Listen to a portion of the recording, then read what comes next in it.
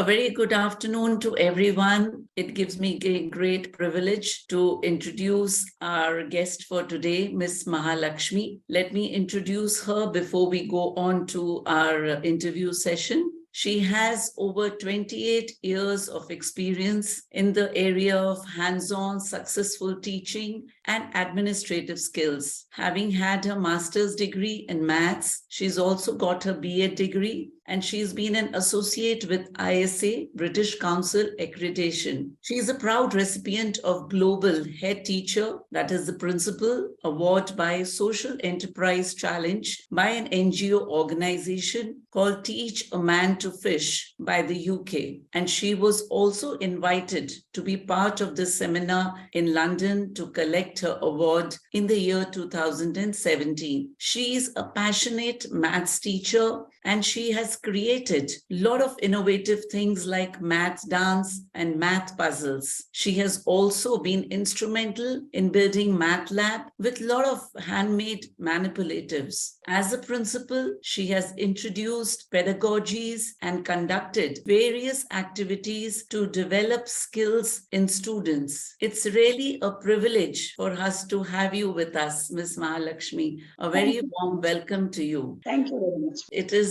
a rare combination that we get principals with maths background. So a very warm welcome to you. So we would be, before I start, at the beginning, I would like to just ask you that which year was your school? The new Cambridge started. When was it established and when did it start? Actually, our group of institutions, Anupama Universal Education Society, had a back history of 27 years, but this is New Cambridge International School is an addition in 2012. So exactly we have started this CBSE school in 2012. But in education, we have been, I think, from 30, almost 3 decades. That's amazing. And where is the location of the school, of your school? This is in Rajaji Nagar, Mahalakshmi Puram, near Shankarmat Road. And so you have till which grades right now in your school? Yeah, right now from pre-primary to 10th standard. And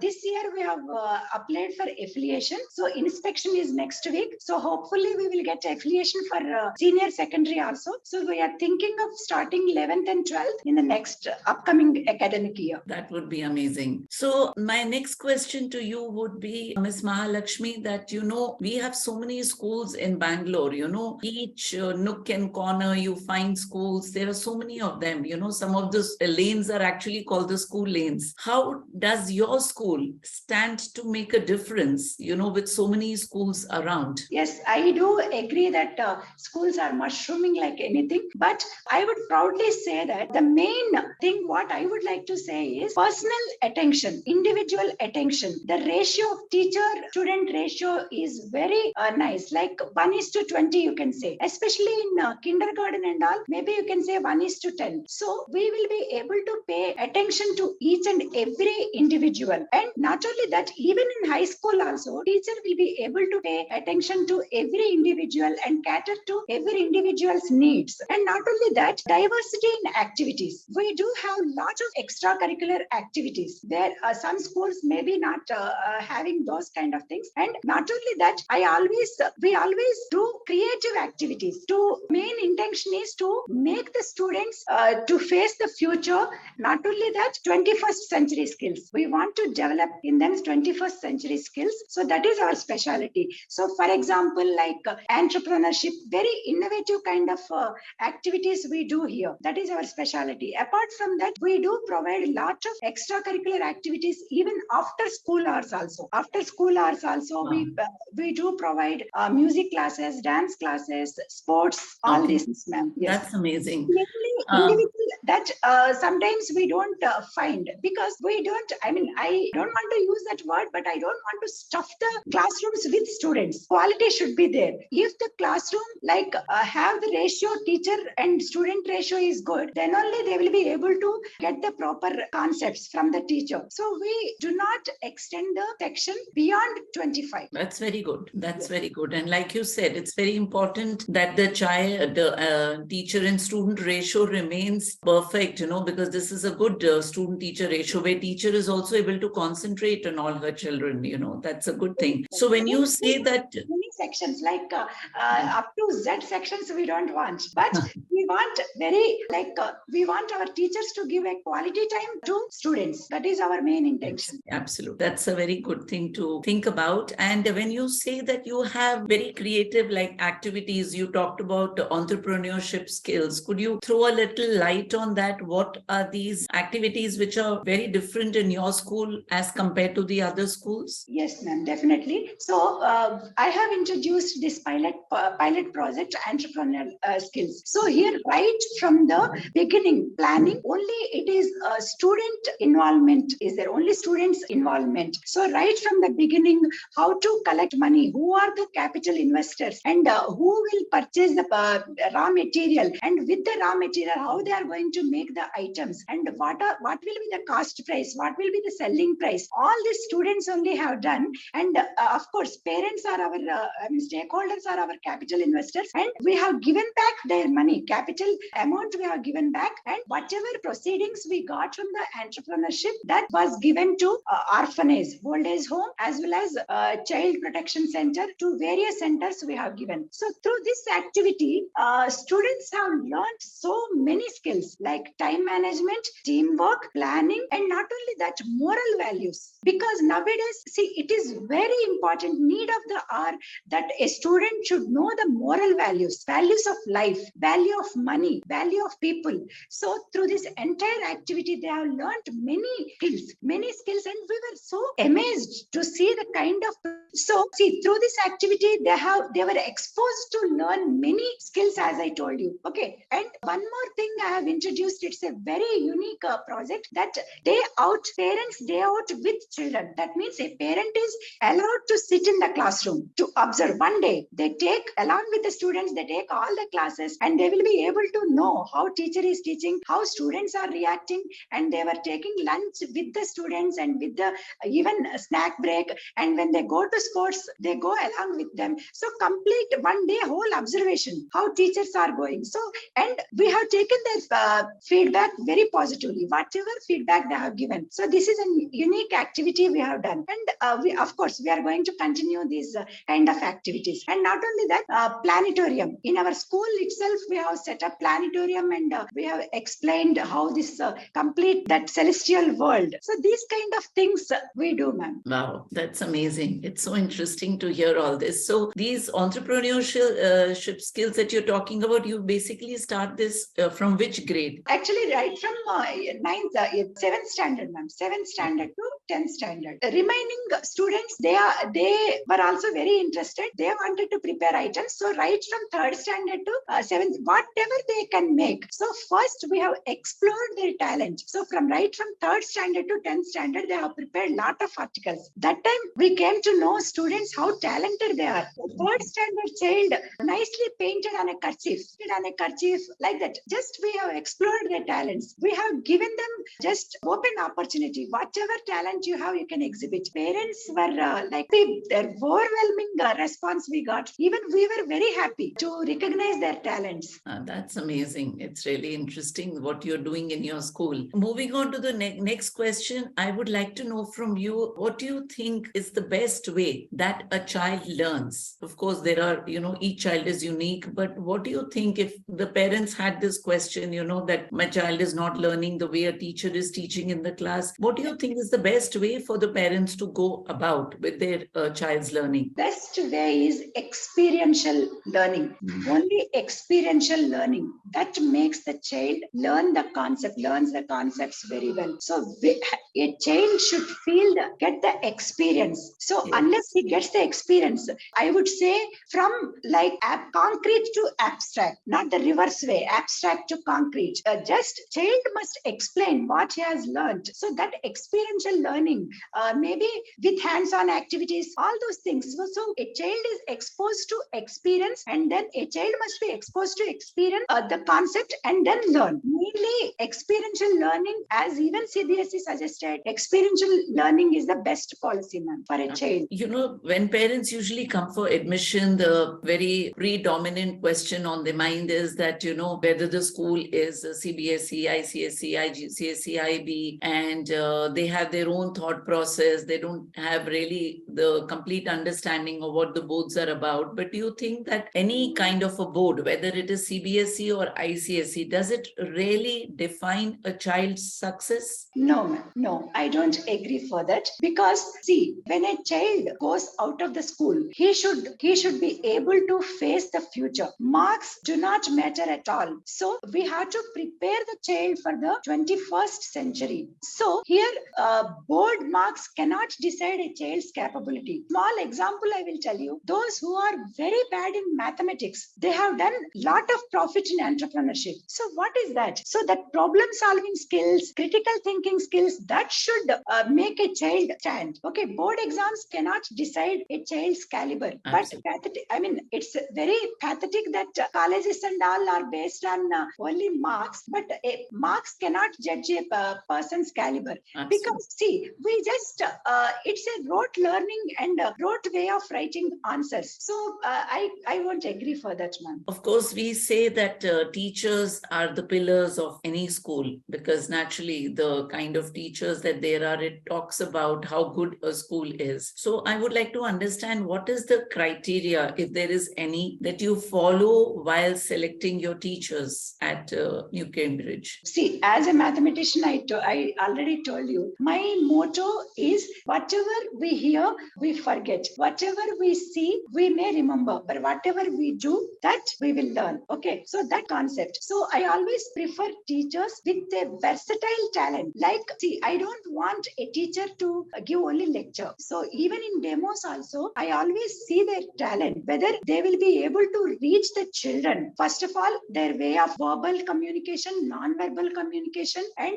pedagogies, all this we will test, ma'am. So especially I take some 3 rounds of interviews. In that, first personal interview and then demos. Even demos also, I always prefer hands-on experience, whether the teacher is able to give hands-on experience to the child or not, and whether the teacher is following inquiry-based teaching or not, whether students' involvement is there or not. So these kind of things, apart from educational qualifications. Of course, educational qualification and experience also we see. So minimum 3 years experience should be there, ma'am. So do you have any refresher training? Of course, most of the schools at the beginning of the session usually have, teacher training for about 10-15 days, where they take them through certain trainings, and then including soft skills and school policies. But that's the only time that the teachers get trained. But do you think that a refresher training is required, and do you do it in school? Yes, ma'am. It's a continuous process, because see, just in the beginning of the year, orientation is not enough. Continuously, teachers should undergo training. See, yesterday itself, I have taken a workshop with some English teachers' help, how to reimagining the English class, because we send teachers to various workshops. Immediately, they come and conduct in-house workshops. So it's a continuous process. Almost every Saturday, since Saturday is half day, remaining at least 1 to 2 hours we use for teacher training workshops. We do any topic, science, it's separately we take science, separately we take maths, but it's a continuous process. So throughout the year, refresher training will be there. In the beginning of the year, orientations will be done, and outsource people, outside people also will come and train them in various areas. But throughout the year, subject-wise also, refreshing trainings will be done. Moving on, I would like to know your thoughts on what do you think is required to shape a child's personality, and how do you ensure that a child succeeds in life? Actually, see, to shape a child, we have to provide a platform, environment that a child can be freely expressible. For example, non-judgmental environment or non-biased judgment, where a child is free to express his ideas. So he cannot put his thoughts inside. And sometimes what happens, if he wants to ask any questions, some hindrance, some hesitance hesitation will be there. So to shape up a child's this one future, first free environment should be given, ma'am. Congenial environment, conducive environment should be provided to the student. That is my opinion. Learning happens when there is a conducive environment. What do you think? How can you encourage curiosity? People always say encourage curiosity amongst the children because that's how they learn. Unless and until they ask questions, they are curious about things, they don't learn. So how do you think that curiosity can be nurtured in the minds of kids? Even from the beginning, see, it comes from the family. Actually, foundation should be done from the family, ma'am. Students should be encouraged to ask many questions, and then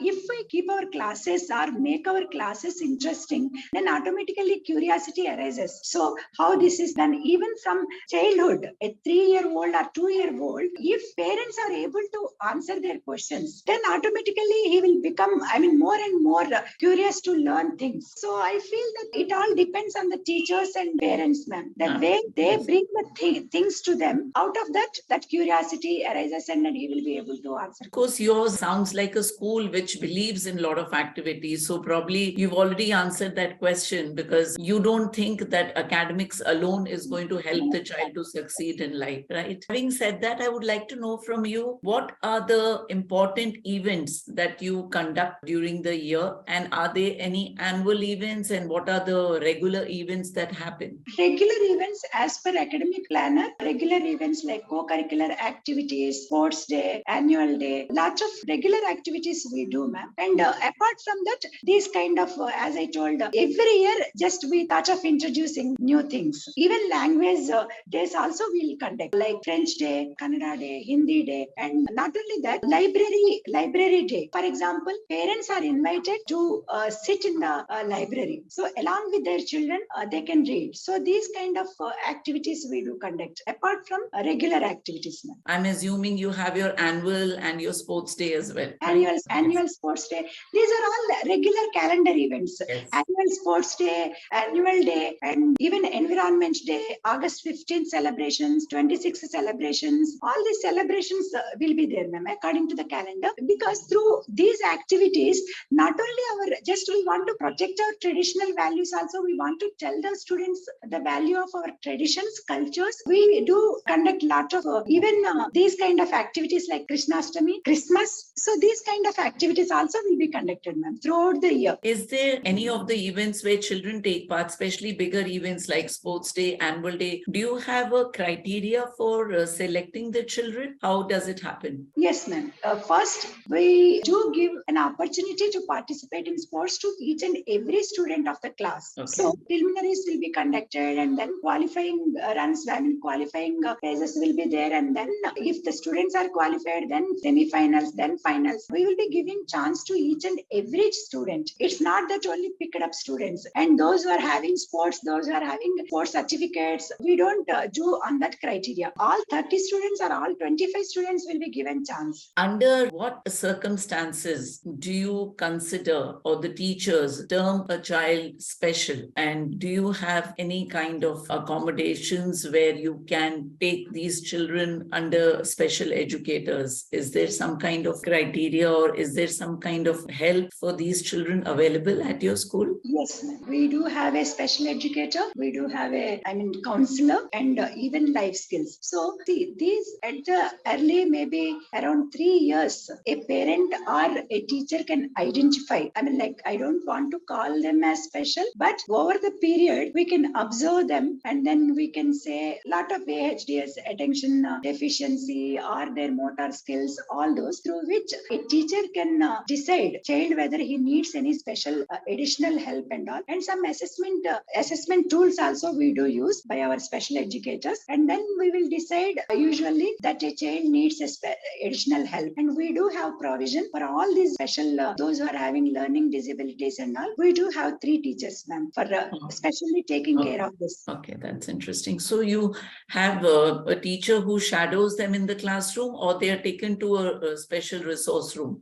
Actually, up to 2nd standard, there is a shadow teacher. These special cases will be dealt with only counselors and special educators, because they have different criteria to assess, and tools also are different. So that our teachers won't do, ma'am. These special educators only will do that. And we continuously have an interaction with the parents also. Here, those who are requiring special help, always parents are also getting involved in that. The help of parents, we do take these classes. I would just like to understand, one questions that parents usually have on their mind. One of them, of course, is the, issues to do with safety. They would like to know what are the safety protocols that a school follows. So I would just like to understand what are the practices with regard to safety that are in place in your school. Even this, ma'am, according to POCSO Act, so we do conduct various classes right from the nursery. As I told you, our special educators, life skill teachers, they do conduct so many activities like good touch, bad touch, all those things they explain. And as far as outside safety is concerned, in the vans and all, IMS will be there. Lady helpers will be there in the vans, and GPS tracking system will be there. And inside the school, even watchmen, we don't allow. We have fixed only particular hours to enter. Any stranger cannot enter in the school. And we do have lots of female teachers only. Very rarely we take gents teachers. And not only that, every class teacher is assigned for the safety of the child, ma'am. And then not only physical, other safety measures like fire extinguishers, all those will be in place, ma'am. Just last few questions. I would, of course, like to know that what really inspired you to be in the field of education? What brought you into this field? Actually, I love teaching, ma'am, because I am very passionate in teaching. That I got it from my father. My father is an English professor. So I just grown up seeing him teaching, because the way he used to teach literature and all, it was like he was my role model. So later, my brother, he is a national award recipient in mathematics. So my elder brother used to teach me. So teaching is there in our family. And even in 7th standard, I used to teach my friends. They used to come to my house, and they used to ask me how to do these sums, how to do. So then I have realized that I have a capacity to make people understand. Because when I used to teach my friends, they used to get marks. Even now, I always tell my students, please don't show your books to your friends to copy. Instead, you teach them. You make them understand. That is called friendship. Simply showing the notebook is not friendship. So that is what I used to tell. It is from in the family itself, ma'am. And I really wanted to become a teacher. So from 10th standard, I started taking classes. And in 10th standard, I don't know whether you believe or not, I used to take classes for 11th. Wow, I can believe. Mathematics, especially mathematics, because I love mathematics. So I used to, even in 10th standard, I used to read 11th standard. That is how this teaching, I wanted to become an educator because of my family ground. And I love teaching. I realized that I have that capacity to make people understand. That's the most important criteria for a teacher. I'm able to reach them. That is what over the years, when I was growing, I observed that I was successful in reaching the students to get the concept. So I got, awards like in mathematics, I got best teacher award. So many awards I got. I think that is in my blood, ma'am. I wish you had been my maths teacher.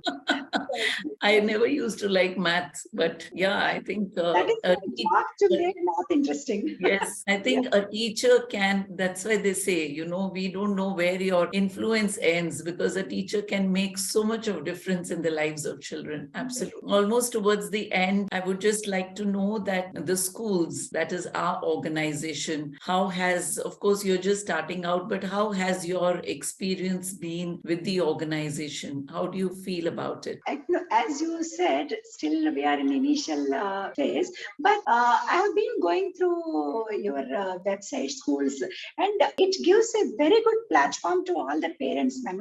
You are all really doing a wonderful job, because see, it's a one-point platform. Like they can search for good schools. Not only that, you are conducting many activities, and through various blogs and all, and various testimonials from parents, from principals. It really gives a lot of information to parents, ma'am. So a wonderful job you are doing. But I hope, I'm really looking forward to be associating with you. So let us do. Let us make a team. Yeah. We too look forward to a continued relationship with your school, and it was such a pleasure speaking with you. And your passion translates in what you speak. We hope to have you back soon, and may your school reach pinnacles of success. And I'm sure your 11th, 12th grades will also start soon. So all the very best for the affiliation, and all the very best to your school. Your children, your teachers are in good hands. And so it was a pleasure talking to you. Thank you so much for taking out the time, Ms. Mahalakshmi. Thank you very so much. It's my pleasure too.